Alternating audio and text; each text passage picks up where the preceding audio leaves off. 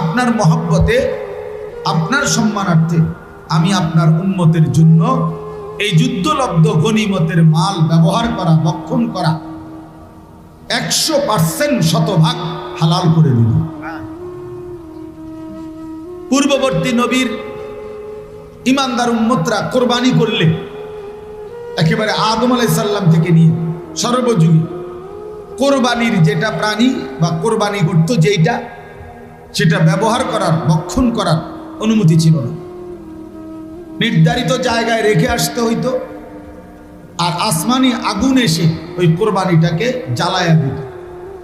কোরআন শরীফে ওই কথা আছে, বিকুরবানিন তাকুলুহুন নার, কোরবানিটাকে আগুন খেয়ে ফেলতো, মানে জ্বালায়া দিত। এই ছিল আগের বিধান। আমাদের বেলায় এসে আল্লাহ তাআলা নবী সাল্লাল্লাহু আলাইহি সাল্লামকে বললেন, বন্ধু, আপনার মহব্বতে, আপনার